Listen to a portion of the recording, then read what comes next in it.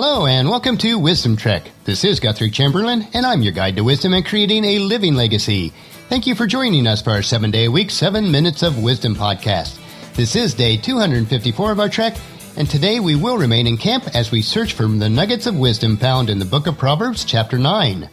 Yesterday we explored Chapter 8, verses 32 through 36, where the woman Wisdom has finished the presentation of her legal case proceedings before the city gates. She has presented a strong case, which we can learn from. Since each day's trek builds on the previous one, if you do miss any of the Wisdom Trek episodes, please go to wisdom-trek.com to listen to them and to read the daily journal, or you can download them at iTunes. We're recording our podcast from our studios at Home 2 in Charlotte, North Carolina. On Sunday, Paula and I were able to attend our local church, and then we traveled to Asheville, North Carolina to take the upstairs-downstairs tour at the Biltmore mansion. It was very interesting to see several rooms that are not available on the regular tour. Paula and I always enjoy visiting Biltmore, as it was built about the same time period as the big house in Marietta and has some of the similar architectural features. Of course, Biltmore is a lot larger and grander, but it does provide some renovation ideas for us. As we begin with Chapter 9 today, which is the third of the 3 great poems written by King Solomon, he presents the closing arguments in Wisdom's hearing. Once again, let's transport ourselves back to ancient Jerusalem during the reign of King Solomon. We take our place among those that are seated just outside the city gates. The discord and closing arguments which we will begin today will be presented by King Solomon himself and is still part of the section called Wisdom Calls for a Hearing. Solomon starts by describing some work which the lawyer Wisdom is completing in chapter 9 verses 1 through 6. Wisdom has built her house, she has carved her 7 columns, she has prepared a great banquet, mixed the wines and set the table. She has sent her servants to invite everyone to come. She calls out from the heights overlooking the city. "Come in with me," she urges the simple. To those who lack good judgment, she says, "Come and eat my food and drink the wine that I have mixed. Leave your simple ways behind and begin to live. Learn to use good judgment." In verse 1, Solomon supports Wisdom's integrity as he positively describes the lawyer called Wisdom as a very hard worker. To adequately provide for the people who will follow her wise ways, she has built a great house with 7 great columns that are hand-carved. Many times in the Bible, numbers have significant meanings. As a basis for the 7 columns, the number 7 stands for completion or perfection. So the 7 columns of Wisdom's house shows complete wisdom. As I studied this, I had to ask myself, what are the 7 columns that make up complete wisdom? I searched for insights on this both from other philosophers, students of the Bibles, and from my own study. Some scholars point back to Proverbs 8 and list prudence, knowledge, fear of the Lord, counsel, sound wisdom, understanding, and strength. While these are very good traits to have, I had settled on the fact that these 7 columns are described in a letter written by Christ's half-brother James. I came to this conclusion with the realization that if ultimately all good wisdom comes from God, that the 7 columns must be listed in God's Word. In chapter 3 of the letter written by James, there is a listing of what wisdom is not, and then he describes what wisdom is, starting in verse 17 and 18. And the verses in this passage read, "But the wisdom from above is first of all pure. It is also peace-loving, gentle at all times, and willing to yield to others.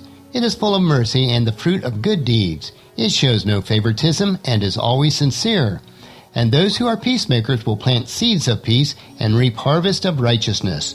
So if we follow the instruction from the lawyer Wisdom in her hearing, if we really do want to be wise, we will also be pure, peace-loving, gentle, always serving, full of mercy, showing no favoritism, and sincere.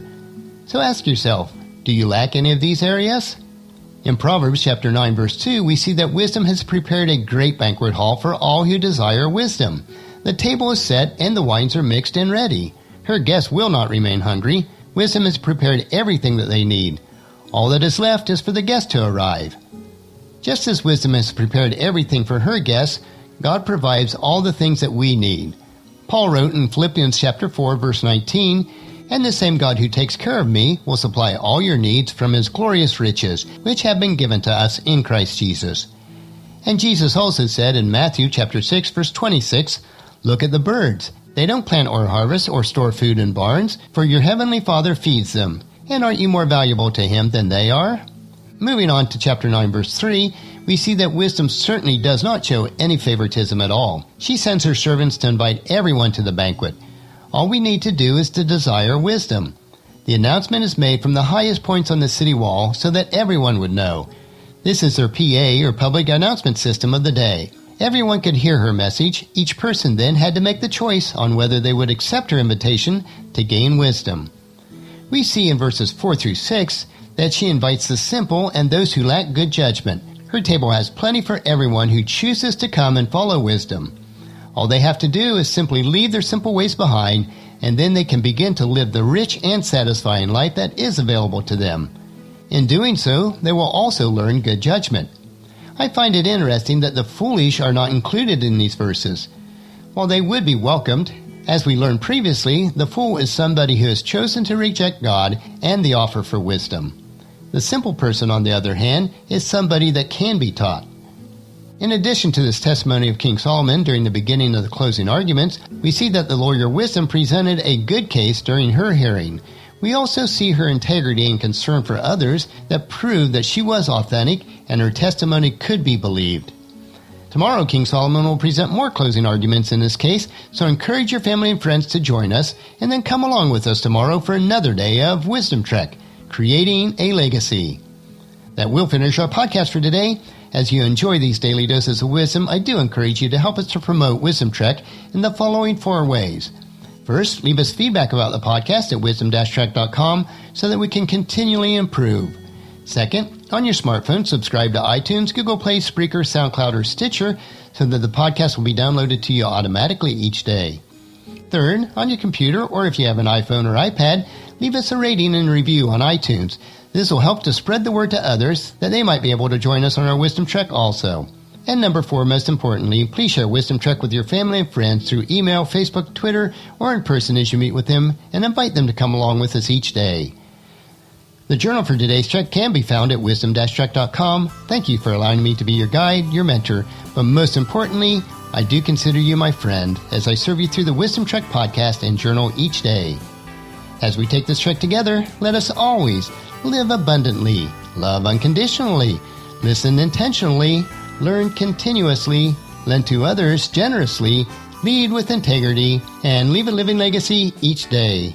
This is Guthrie Chamberlain reminding you to keep moving forward, enjoy your journey, and then create a great day every day. See you tomorrow.